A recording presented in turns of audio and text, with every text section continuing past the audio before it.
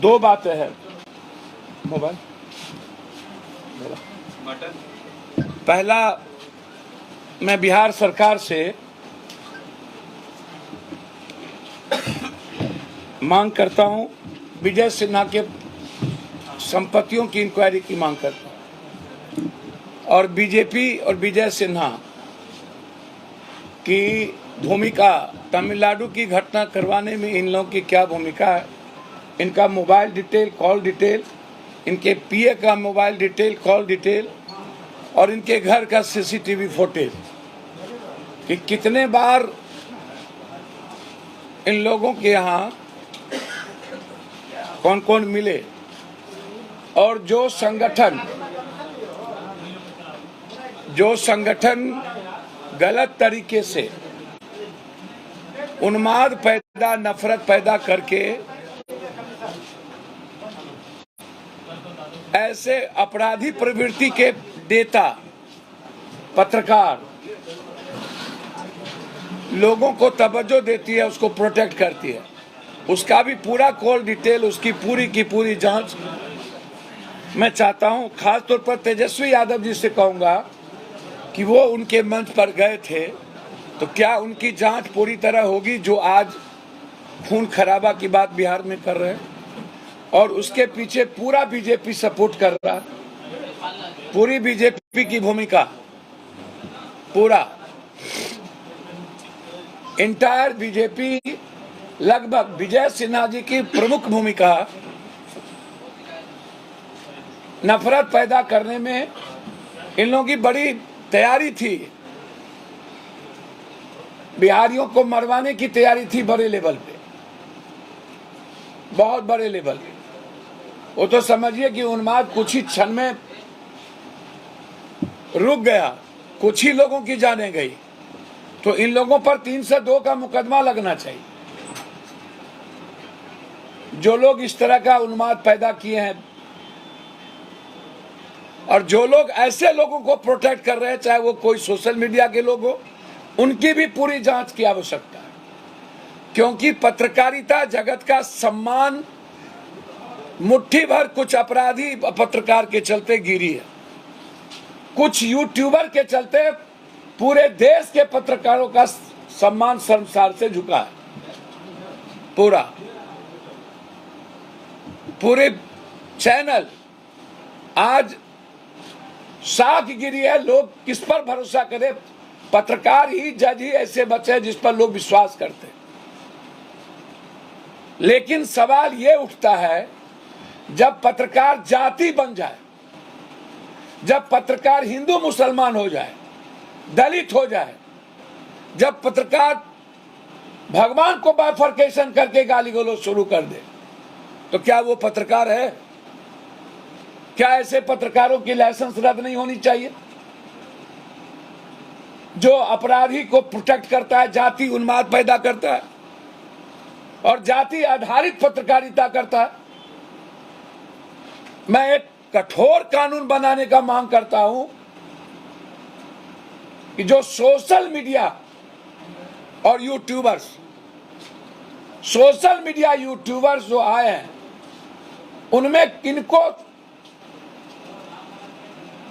सरकार के दायरे में रह के काम करना चाहिए, किनको एजेंसी लाइसेंस देनी चाहिए या नहीं देनी चाहिए, ये सरकार एक कंप्लीट रूप से एक कानून बनाए। क्योंकि यूट्यूबर्स, कुछ यूट्यूबर्स के कारण जो अपराध के पैसे से और पूरे माफियाओं के पैसे से यूट्यूबर और सोशल मीडिया चला रहे हैं, वह समाज के लिए, लोकतंत्र के लिए खतरा बन गया, वो संविधान के लिए चैलेंजेबल बन गया।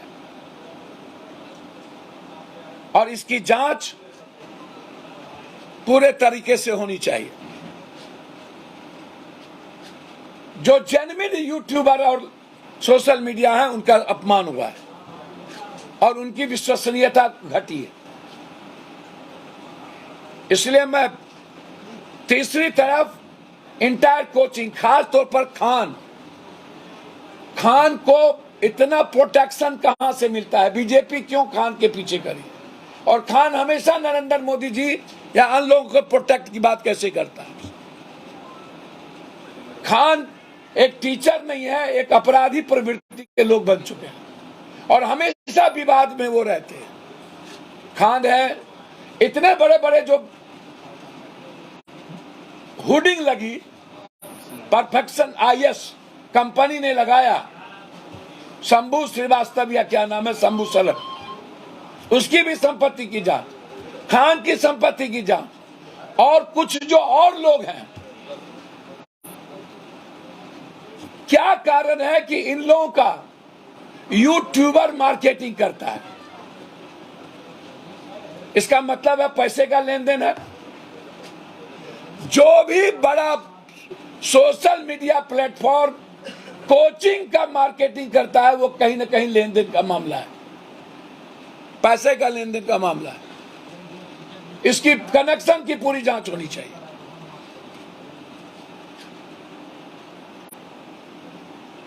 पूरी लगभग कुछ लोगों को छोड़ के लगभग जो यहां पर कोचिंग चलाने वाले लोग हैं, वो यूट्यूबर्स और सोशल मीडिया के मार्केटिंग के बदौलत बिहार के बच्चों का एक्सप्लॉयटेशन कर रहे हैं, बड़ी बड़ी होर्डिंग लगाकर। और इस घटना में, तमिलनाडु की घटना में, जिस अपराधी प्रवृत्ति के व्यक्ति को इन लोगों ने पैसा फंडिंग किया है, उन पर भी केस करके जेल में डालना चाहिए, हर कीमत, हर कीमत। किसी भी परिस्थितियों में मैं मांग करता हूं कि लोकतंत्र और इंसानियत खतरे में पड़ गई है। जो नेता को छोड़कर, नेता पहले से ही उन्माद पैदा करने में, दल में जितना जातीय उन्माद नेता के कैरेक्टर पर था, लेकिन जब कोचिंग, पत्रकारिता नेताओं के राह पर चलने लगे, तो अब देश की स्थिति, और जिस तरीके से 23 तारीख को जातीय आधार पर क्या अब अपराधियों की महामंडित होगी?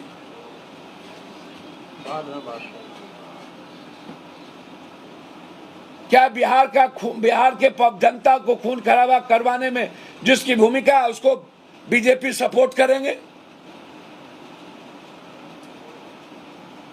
इसमें जाति कहां आती है? जाति तो कहीं नहीं है, व्यक्ति है। और जो लोग ऐसे अपराधी प्रवृत्ति को जाति बनाते हैं, इसका मतलब है वो सहजानंद सरस्वती जी, पंडित जदुनंदन शर्मा जी, राष्ट्र कवि दिनकर, विद्यापति कवि जी और भगवान परशुराम के कैरेक्टर को नहीं जानते। हम उस ब्रह्मर्षि और भूमिहार समाज के लिए खड़े हैं जो भगवान परशुराम के कैरेक्टर से जीते, जो राष्ट्र कवि दिनकर, विद्यापति कवि, सहजानंद सरस्वती और पंडित जदुनंदन शर्मा को मानने वाले लोग हैं, बाबू श्री कृष्ण को मानने वाले लोग हैं। मैं तेजस्वी जी से आग्रह करूंगा कि अपराधी प्रवृत्ति के लीडर को तवज्जो मत दीजिए, उसके मंच पर मत जाइए। आपके कारण इन लोगों का मन बढ़ा है, इन लोगों पर कार्रवाई करके जेल में बंद करिए। नीतीश जी से आग्रह करेंगे, जो नेता किसी जाति को, किसी धर्म और मजहब को, चाहे जिस पार्टी का सत्ता, किसी भगवान को, गीता को, रामायण को, कुरान को गाली देता है, मजहब और जाति के आधार पर बाइफर्केशन करता है, वो संविधान के दायरे में रह के बात नहीं करता है, उनको भी यूओ के तहत जेल में बंद किया जाए। जब फर्जी पत्रकार और अपराधी पत्रकार बंद होंगे, तो फर्जी नेता, अपराधी नेता को भी बंद किया जाए।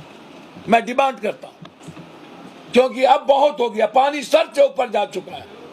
जाति के आधार पर जाति का अपमान करना, ये बंद करिए तेजस्वी जी, नीतीश जी, बीजेपी और विजय सिन्हा जी और बीजेपी के लोग। ये सही नहीं है।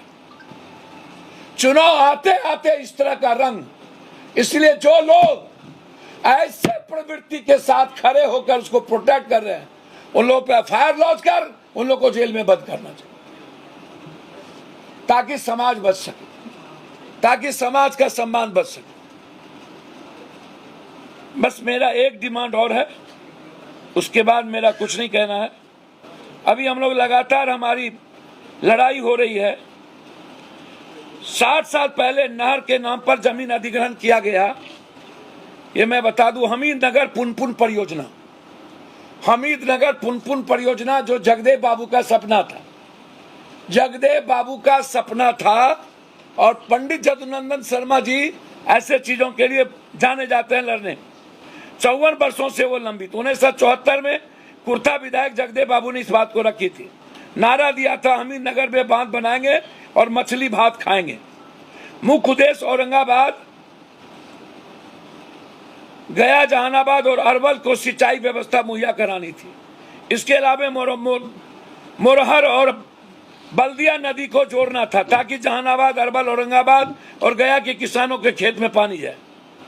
जगदेव बाबू द्वारा बनाए पुराना नक्शा को बदलकर नए नक्शा पर आधार जमीन अधिग्रहण कर रहा है, जिसका स्थानीय किसान विरोध कर रहे हैं। नहर बनाने के लिए अपनी जमीन सरकार को नहीं दे रहे हैं, क्योंकि नए नक्शे से अरवल, औरंगाबाद, गया और जहानाबाद जिले के किसानों को पटवन नहीं मिल पाएगा।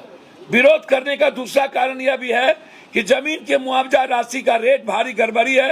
हर गांव का जमीन का अलग रेट 6 लाख प्रति बीघा तो कहीं 20 लाख प्रति बीघा दिया जा रहा है। तीसरा कारण, किसान लगभग 100 साल से खेत को जोत रहे हैं, इतने दिनों से मालगुजारी दे रहे हैं, और उनको ब्रह्मत्तर और बकासत के नाम पर उन लोगों को 22 बीघा 4 बीघा जमीन जा रहा है, 2 बीघा 4 बीघा जमीन, लेकिन सरकार आज तक नोटिस नहीं ले रही है।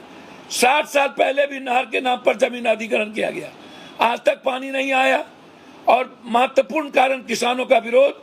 किसान नेता पंडित जदुनंदन शर्मा मझग्यामा उच्च विद्यालय प्रांगण 16/3/2003 से अनिश्चितकालीन लोग धरना पर बैठे हैं।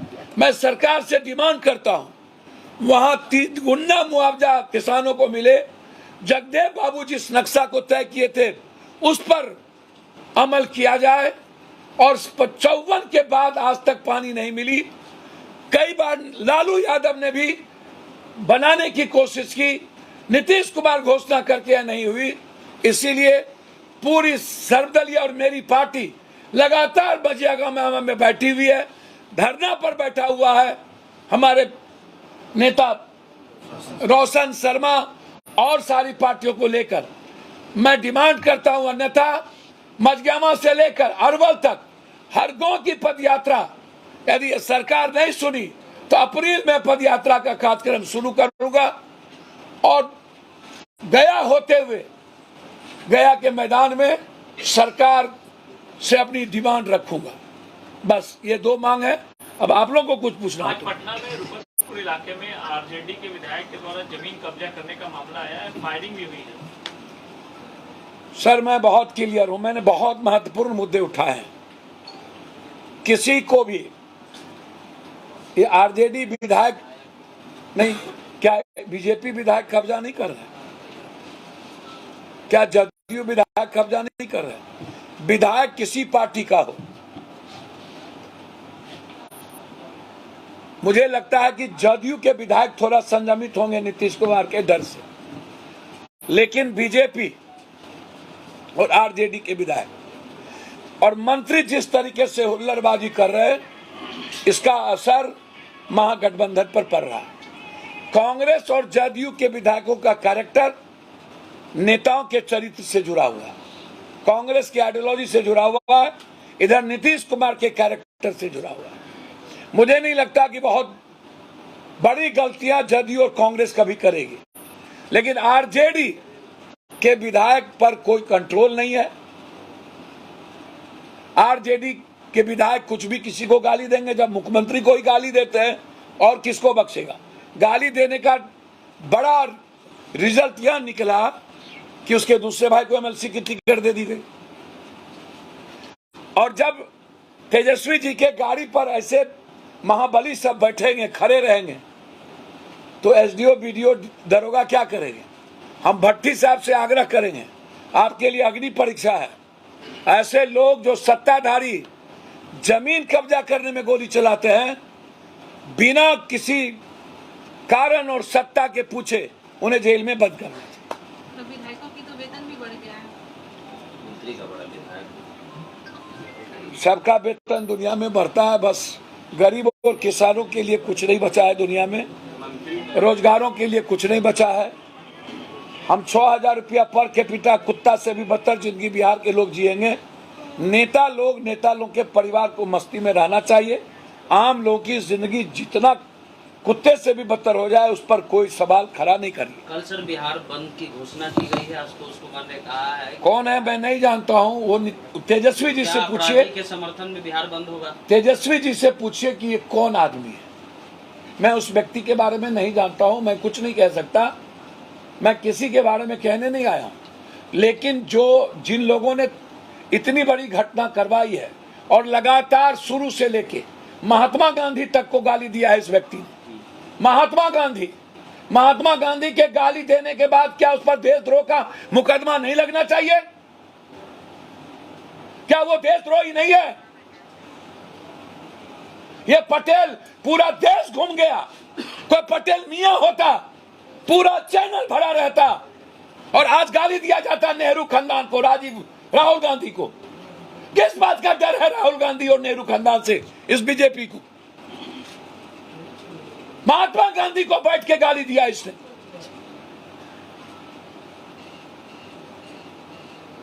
विचार अलग हो सकते हैं, निश्चित रूप से कोई गोडसे का विचार होगा, कोई सुभाष चंद्र बोस का, हमारी भी कई जगह आपत्ति हो सकती है महात्मा गांधी जी के कई चीजों से, लेकिन गांधी हमारे देश का सोल है और उसको गाली देना देशद्रोही नहीं है।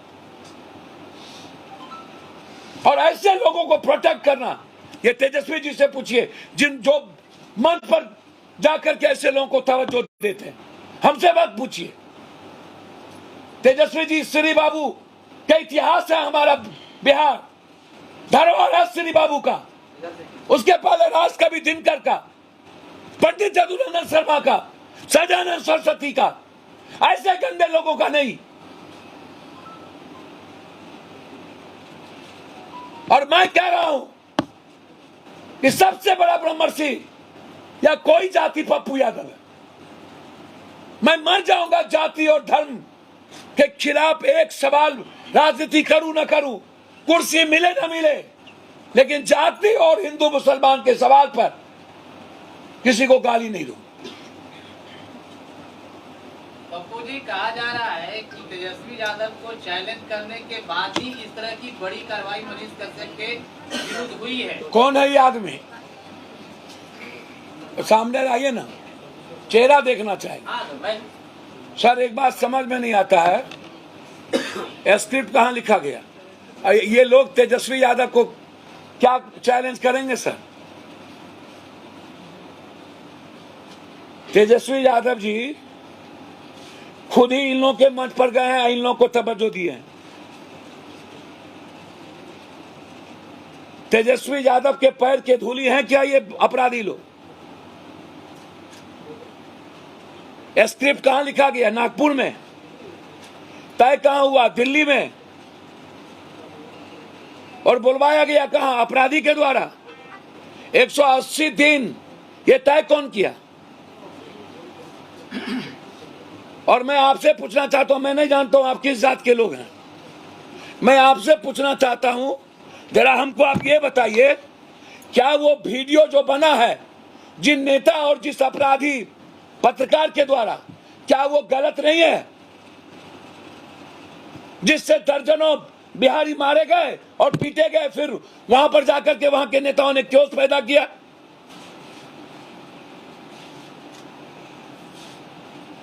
ये सूरज पर थूक फेंकेंगे। 8 करोड़ दिव्यांश का पैसा कहां गया? अभियांश तो इसमें अयांश का। और इतने फंडिंग कहां से हुए? लंदन से किसने फंडिंग की? उसकी जांच क्यों नहीं? मधु कोरा का पैसा लेके भागने वाला कौन व्यक्ति है? मधु कोरा और उसके बाद वहां कितने हजार करोड़ का टर्नओवर बना करके बैठकर वहां से बीजेपी और अपराधी को फंडिंग करना, उसकी क्यों नहीं जांच? एक सवाल और है सर कि जो मनीष कश्यप के समर्थन में लोग, उनका कहना है कि पप्पू यादव ने भी बिना फैक्ट चेक किए हुए वीडियो के लिए आंदोलन किया और तमिलनाडु सरकार से सवाल भी पूछा। तमिलनाडु पुलिस की जो यहाँ पर कार्रवाई, उस पर आपका क्या कहना है? सर मैं बहुत क्लियर हूँ इस पर। मैंने फैक्ट को वहाँ एक एक घर गया हूँ जहाँ मारे गए हैं, जहाँ टाइगर लगे हैं, महतो के यहाँ गया हूँ, पवन यादव के यहाँ गया हूँ, दास के यहाँ गया हूँ, देसरी गया हूँ और सबको पैसा दे के आया हूँ। इन लोगों ने मुझसे डायरेक्ट कहा, मैंने सवाल तमिलनाडु से पूछा, यदि फांसी लगाया तो वो वीडियो कहाँ है? देसरी में ट्रेन में कटा तो वो वीडियो कहाँ है? पवन यादव को रट लगा तो वो क्या हुआ? 2 तारीख को मंटू महतो को झारखंड में मारा गया तो वो कौन था? ये कैसे एक साथ इतनी घटना हो गई? सर्कमस्टेंसेस हो गए और प्लान होने लगे। इस घटना के बाद जो फर्जी वीडियो चालू हुआ 2-3, वहां के लोकल नेताओं को लगा रहे उधर तो हो रहा है, मैं क्यों चुप? शुरू पूरब कर दिया, पूरब वाले को लगा रहे पूरब हो रहा है, मैं क्यों चुप? पश्चिम कर दिया। और इसी गलतफहमी में बिहारी पिटा गए, बिहारी भागने लगे।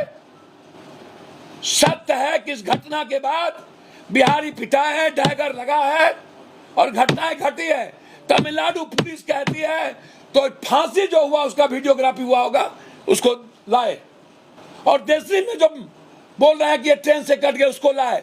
और महतो के बारे में जो बोल रहे हैं कि बॉर्डर पार लाश मिली, तो महतो का कॉल डिटेल टेलीफोन निकाले कि 4 घंटा पहले महतो तमिलनाडु में था कि नहीं, 4 घंटे के बाद लाश वहां कैसे चली गई? टेक्निकल लावे। स्टालिन सरकार की जांच पर आप क्या कहना चाहते हैं? क्या सर स्टालिन सरकार हो या कोई सरकार हो, स्टालिन एज ए मैन अच्छा इंसान है, लेकिन सरकार अपनी बदनामी को बचाने के लिए अपने तरीके से काम करेगी, वह किसी दूसरों के तरीके से काम नहीं करेगी।